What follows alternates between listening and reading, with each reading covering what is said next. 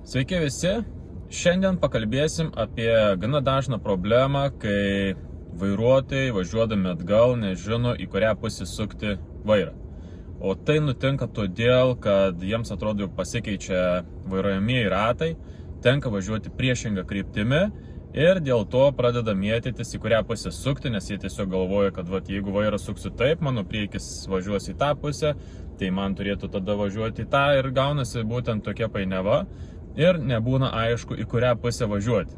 Taigi, trumpa apžvalga, kaip mes tą darom ir pabandysim išsiaiškinti, į kurią iš tikrųjų pusę reikia sukti, norint važiuoti atgal ir pasiekti reikiamą tikslą. Taigi, pirmas bandymas, mes išvažiuoti turime į dešinę galu ir vairuotojai, kodėl dažniausiai susipainioja, tai todėl, kad susukus vairą į dešinę, automobilio galas važiuoja į dešinę, tai viskas tvarkoja, reiškia vyksta pagal planą, bet problema yra ta, kad vairuotojai pamatė, jog priekis važiuoja kairiau, iškart susimėto ir pradeda sukti vairą į kitą pusę, reiškia, jie bijo, kad automobilis nukryps į kairę, ne pagal planą. Nors iš tikrųjų, važiuojant atgal, reikėtų žiūrėti į veidrodėlį ir stebėti, ar mūsų automobilio galas važiuoja į tą pusę, į kurią norėjom. Taigi, pabandom. Na ir dabar, tik pradėjus judėti, susukame vairą į dešinę ir aišku, kaip pastebėjot, automobilio priekis eina kairiau, o automobilio galas, kaip ir planavom, jisai išvažiuoja į dešinę pusę. Tai reiškia, viskas vyksta iš tikrųjų pagal planą.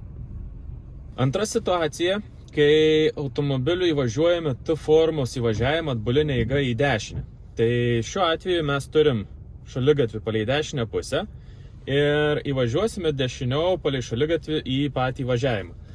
Tai vėlgi susimaišo, į kurią pusę sukti. Tai pamažu neskubėdami įvažinėjame ir kai automobilio galinis ratas jau yra ties pačiu įvažiavimu, pačiu nusukimu, mes pradedame vairą sukti dešiniau, dėl to, kad mūsų įvažiavimas yra dešinėje.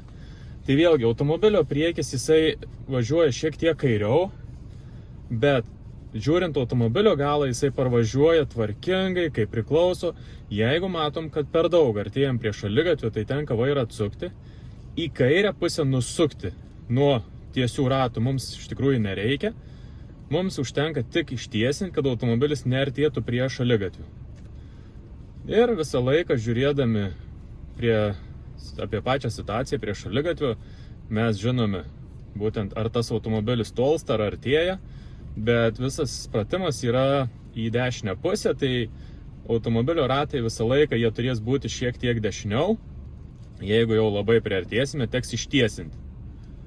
Į kairę sukti nėra tikslo, tik tais ištiesinam. Tai reiškia, jeigu pratimas yra į dešinę pusę, tai arba dešiniau, arba tiesiai, jeigu jau per arti matom, jau privažiuosim. Svarbu visą laiką turėti nedidelį tarpelį nuo šaligatvio. Taigi, lygiagretus parkavimas, lygiagrečiame parkavime vairuotojai susipainioja būtent pačioje pradžioje, į kurią pusę vairą sukti ir po to, kai reikia jau atsukinėti nuo šaligatvio ir pabaigti pastatyti lygiagrečiai.